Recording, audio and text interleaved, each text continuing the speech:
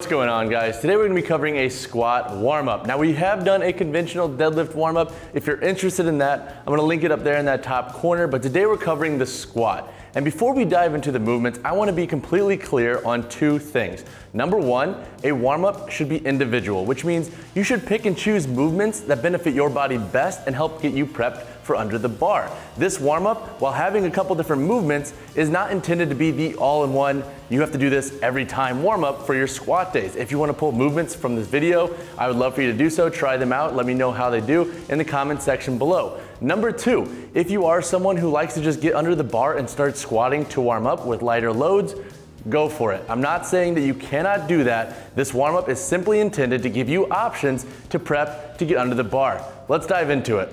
All right, so when it comes to a squat warm-up, I like to think about it from a mobility, stability to loaded standpoint. So that being said, the movements we're gonna start out with are a little bit more mobility focused. Then we're gonna move into stability, and then we're gonna start loading the body. I prefer not to load the body right away, especially if you are cold coming into a workout. So I start with mobility movements. Now, generally I'll do like 3 to 5 minutes of GPP work. So I'll sit on an assault bike, do a light row, maybe do a little jog on a treadmill to get the blood flowing. And then I'll move into our first movement, which is ankle distraction. So for an ankle distraction, you're gonna take a band, put it onto a base. Squat rack works really well, or you can use a barbell stand if it has enough weight to hold down that band. And what you're gonna do is you're gonna put that band around the bottom of the ankle. We don't want it too high on the ankle. It's gonna take away some of that benefit. We wanna almost feel like this band is on the top half of the foot, pulling that ankle down. And from here, we're going to lean in to that dorsiflexion of the ankle, and we're just gonna work that mobility, working through like 10 to 20 reps, nice and slow, trying to open up that ankle and increase our mobility, so that way when we're getting into the squat and sitting into the hole, we don't feel as though we can't fully sit into it due to lack of ankle mobility. All right, so let's say you're going to do your ankle distractions and you're having an issue of keeping that band low enough. Use an elevated surface. It helps a lot at keeping that band low, and then just work through that range of motion as you normally would. Some cues that I like to think about with this movement are: one, put even weight over that ankle, so you don't want to have a bias and shift outwards or inwards. You want to kind of track over the toes similar to how you would in the squat. And another cue I like to think about is gripping the floor with the foot. Start that proprioception with the foot early on. Really focus on gripping that floor and keeping that heel grounded when you're going through your dorsiflexion range of motion. All right, so now the next movement is gonna transition us from the mobility aspect to starting to work a little bit on our stability. So if you're like me and you have hips like a tin man, then your hips probably need a lot of extra loving before getting under the bar. So the next drill I like to do for 5 to 10 reps is an inchworm to a hip opener. So I'll stand upright, I'll get nice and tall, put a lot of stretch in my hamstrings, reach out to an extended plank position. I'll walk those feet in, trying to keep the hamstrings feeling that nice stretch. I'll stand up, ground one of my feet, grip the floor, have a soft bend, squeeze that glute, raise up one leg, and open that hip.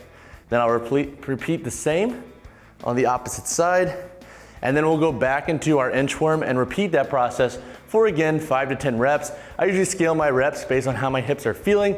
If I've been sitting all day, I'll do more reps. If I haven't and I feel decently well, I'll just do 5-ish reps. That usually is enough to get me going. All right, so with the inchworms and hip openers, it's important to note that everyone's is gonna look a little bit differently. And as you do these, more than likely, you're gonna start to stretch out the hamstring and get a lot more comfortable with your reps. And they're gonna probably look a little bit different than your first reps. So something to keep in mind is when you first bring the hands to the ground, walk out slowly, hit that extended plank. And then when you walk in these feet, try to keep those legs as long as you can and try to feel that stretch in the hamstring. You don't wanna walk in creating a bias and just kind of negating what we're trying to do, which is AKA elongate the hamstring a little bit. So now when you're in the hip openers, a couple cues to keep in mind are: one, grip the floor with the foot, create a nice stable base when you're standing on that one leg. And when you're doing your hip opener, try not to bias too much and shift out. So try to keep those hips and pelvis in line and focus on opening that hip without biasing the movement and really shifting to accommodate for tight hips or just poor mobility in general. So try to work through the range of motion you can within your comfortable limits without biasing the movement too much. If you have to stop a little bit short, that's fine. Every rep, try to open up a little bit more and keep it comfortable to where the hips and pelvis are stable and aligned. All right, so the next movement we are gonna do is called the hip airplane. This is gonna fully focus on the stability aspect of this warm-up. So for the hip airplane, which we did include in the deadlift warm-up, which was taught to us by Dr. Jordan Shallow, shout out to him, we're gonna go to one leg, grip onto an external anchor if you need to and you can't go unsupported. We're gonna think about really gripping the floor. We're gonna have a soft bend in that knee and we're gonna grip the external anchor and bring that back leg up, thinking about getting that pelvis down and not starting it open. So we're gonna feel that stretch in our grounded legs, glute medius, and then what we're gonna do from here is focus on opening up those hips and externally rotating, and then coming back down to our stable position, bringing our hips back down, our pelvis back down so we feel that stretch in that starting position, and we're gonna repeat this process. Now what we're gonna do for this is perform it 3 to 5 reps on each side. Now the progression for this is limiting that stable anchor, so getting to a point to where you can do this without really gripping onto anything in order to do it correctly. So as you do more and more reps of these, that's how you would progress this movement. It's by limiting your points of contact to create stability and creating that stability within your own means with just the leg contact on the ground. All right, so now after the hip airplanes, we're gonna start to transition from the stability aspect of the warm-up to more of the external loading aspect. For this movement, we're gonna do an extended plank, and we're gonna focus on bringing the feet up one at a time. Now that's gonna put us into a more unstable position, but it's also gonna focus on creating a nice strong glute contraction, along with keeping that core and torso in alignment. So from here, we're gonna do 10 lifts on each leg, focusing on contracting the glute to create that lift as opposed to hyperextending the lumbar to compensate. So that core is engaged the whole time. And when we bring this leg up, we don't need to bring it up so high. A couple feet to a foot off the ground is fine. If you're arching and throwing that head up and losing that torso position, then there's a good chance you're not actually engaging the core in the way we wish to. And if you want to progress this movement, then going hand and foot off on counterlateral points are how we progress this movement. Similar to how we did the single legs, we still want to focus on keeping that nice, strong glute contraction. And if this is tripping you up with keeping that core engaged, think about pulling the ground together with the feet and hands. Oftentimes, I feel like that's a good mental cue to really engage that core and make sure it stays down, as opposed to arching up to compensate for any movement. All right, so now from that position, we are gonna roll to our back, and we are gonna get into your body weight glute bridge here.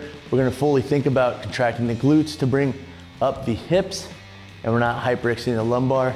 And if you want to progress this movement, you can bring up one leg at a time, or you can use a mini band around the legs to just start feeling the glutes a little bit more. I know we haven't actually loaded the body yet in a squat movement pattern. That's coming next. We're gonna activate the glutes, get them a little bit more turned on, and then we're gonna start loading the body in the next movement. All right, so now we are moving from more of your stability focused exercises to loading the body with external loads. And to do that and transition it in a smooth way, I love doing split squats with an offset external weight. So we're gonna have one weight as opposed to two in this, and we're gonna hold that on the open leg so where the hip is open.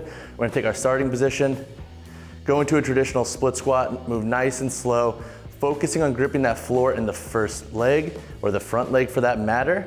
And we're gonna push up, thinking about driving through the quad and not shifting our hips back to create the movement. So we're driving straight up, really creating that initiation through the quad, pushing to the floor at the bottom.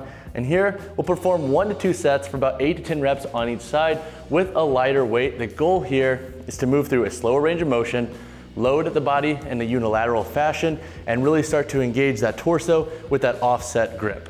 All right, so a couple performance points here when performing this movement is number 1, contract the core, keep it grounded. You don't want to create a bias and shift into where you're holding that weight. If you are shifting the hips or pushing them out of the way to accommodate for the weight, go a little bit lighter. Again, this is a warm-up. Another performance point to keep in mind is to grip that floor with the first foot and let that knee track forward. A lot of times you'll see people do split squats so upright that they're actually not really engaging the quad to the fullest extent. So let that knee track forward and then push through that quad at the bottom. And I promise This is gonna get the quads nice and going before we start physically loading the body in a bilateral fashion. All right, so the final movement I like to do before actually getting under the barbell is a front loaded squat. Now there are two different ways we're gonna do this, and if you're more of a beginner, a goblet squat works great. You can use that, but if you wanna challenge yourself a little bit more and just start to feel the barbell and challenge your core, a Zercher squat is an awesome way to do so. So for the Zercher, we're gonna come in, get our arms at about shoulder width, lift that bar up, walk it out. Now obviously I would be facing the other way if we weren't filming, but we're gonna keep those elbows up, sit into the hole, let those knees track as they will, and try to maintain that upright torso, keeping those elbows in a fixed position. So some points of performance here. We don't wanna let those elbows drop as we go. One, that's gonna just feel uncomfortable, but also pull us out of position and just disengage the core, which is what we're trying to not do. Number two, slowly load the eccentric. So don't just dive bomb these reps. This is a movement that is served best with a nice controlled tempo. Plus we're still warming up, so we wanna let those hips warm up and feel comfortable in the hole. Now for this, whether you're goblet squatting or Zercher squatting, generally 1 to 2 sets of about 8 to 10 reps, similar to how we did the split squats is gonna be best. Now obviously, if you're going heavy for that day, limit the volume of your warm up and get yourself moving, get the blood flowing, but don't kill yourself. So that's on you as an athlete to kind of scale and base it on your needs and goals for your workout. All right, so 3 things to think about with warm-ups and just some takeaways for everybody to implement into their training is number 1, as cliche as it is, warm-ups need to be individualized. Find different movements that help you prep best for your training. We're all built a little bit differently. We all have areas that we need to work on a little bit more. So let's say you do need to work on your hips and ankles before getting under the bar. Implement in some of the movements we did here with some of your own or with others that you've seen from other coaches or outlets. Number 2 is walk that line between practicality and what's kind of thought as being needed for the warm-up. For example, let's say we have a heavy triple on squat.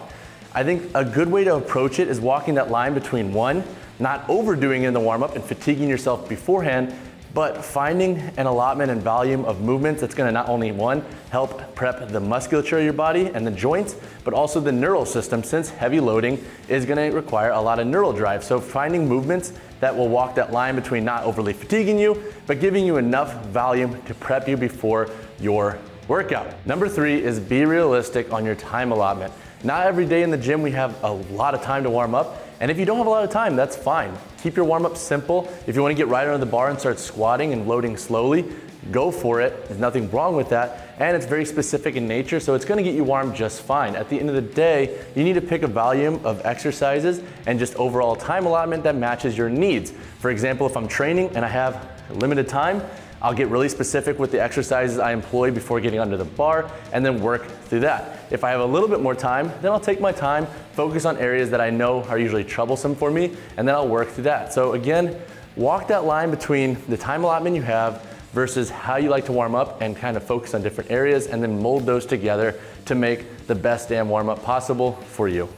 That wraps up our squat warm-up. I like to think about warming up for the squat from a mobility to stability to loading standpoint. Obviously, you should pick and choose movements that get your body prepped best for getting under the barbell. If you want to get right under the bar, go for it. At the end of the day, find what works best for you and get to squatting.